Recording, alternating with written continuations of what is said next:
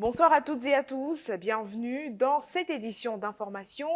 Débutons ce journal avec Ange Michael, étudiant et entrepreneur qui fait sensation au quartier Koweït de Yopougon. Étudiant en licence 3 à la faculté de mathématiques et d'informatique de l'université Nangui Abrogwa d'Abobo, Zaha Ange Michael ne se contente pas seulement de voir un avenir prometteur se profiler à la fin de ses études. Depuis janvier 2023, Ange Michael s'est installé au carrefour Koweït de Yopougon où il propose tous les soirs les arômes uniques du garba aux passants et aux habitants du quartier. Michael est étudiant à Abidjan. Outre ses études en faculté de maths info, il est entrepreneur. Cet étudiant n'hésite pas à mettre la main à la pâte pour bâtir son lendemain. Depuis 2018, il s'est lancé dans la vente de garba, une activité qui l'aide à boucler ses fins de mois. À l'état civil, Zaha Ange Michael, étudiant inscrit en licence 3 de mathématiques informatiques à l'université Nangui à Bogwa. C'est un peu ça. La passion de cette activité-là vient je peux dire, ça fait des années que je vendais, depuis l'année de 2018 lorsque j'ai eu mon bac. Dans ce sens, c'est que je veux que, je peux dire, la jeunesse ivoirienne retienne et qu'aujourd'hui, le domaine de la bureaucratie n'est plus la mode en fait. Voilà. C'était la mode aux années 1960, 1970, au temps de nos arrière-grands-parents. Voilà, c'est à ce moment-là que la bureaucratie était la mode.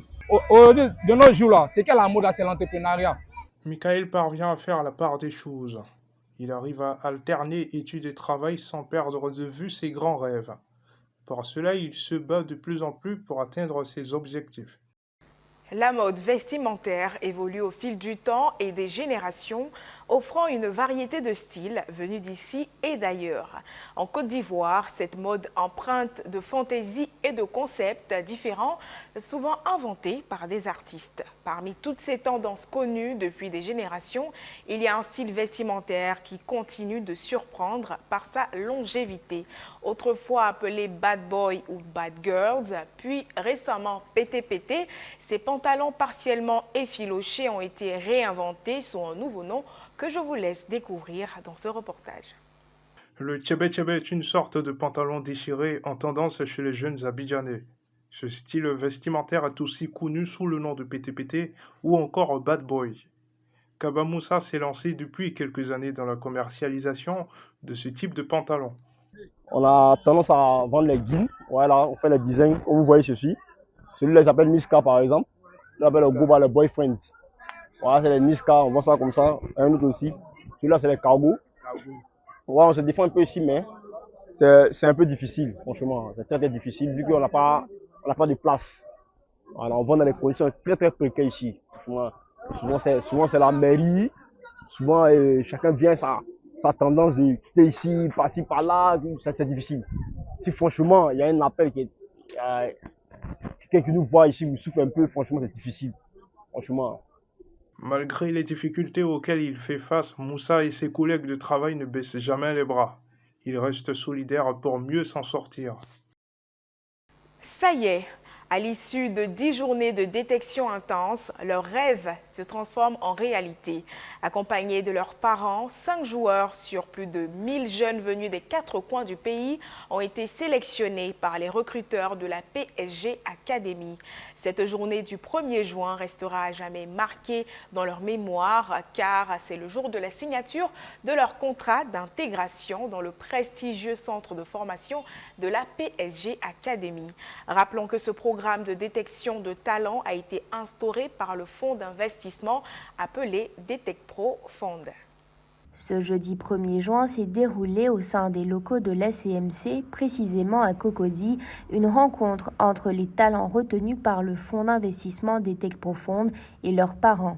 Objectif, réaffirmer l'engagement du fonds envers les talents retenus et également signer un protocole d'accord avec les personnalités présentes. Le but, c'est que vous arriviez pour la fin août, donc d'ici le 25 août, vous n'allez pas chômer, vous n'allez pas rien faire, on va vous donner une programmation pour que vous arriviez et qu'il y ait quand même déjà un minimum de ce qu'on attend qui soit déjà en cours. Okay, donc il est hors de question que de maintenant jusqu'à fin août, vous vous prélassez, hein, on est bien d'accord, ok? Nous, on est là aujourd'hui pour vous éduquer, pour vous accompagner. Effectivement, vous avez des qualités, mais vous devez savoir que vous n'êtes rien sans les autres. Sans des têtes profondes, qui a mis, vous imaginez, la structure des têtes profondes ne vous connaît pas, ils mettent des millions pour vous. Et ils peuvent tout perdre. Le but, c'est pas qu'ils se disent soient obligés de récupérer de l'argent, non, de vous donner une chance que vous puissiez réussir vos vies. Notons que les détections avaient débuté il y a de cela un mois avec plus de 1000 participants qui ont donné le meilleur d'eux-mêmes afin de pouvoir remporter le pactole, l'intégration de la PSG Academy de Dakar. Merci à tous d'avoir suivi PP News. Je vous laisse avec ces images obtenues après la forte pluie qui s'est abattue sur la ville d'Abidjan.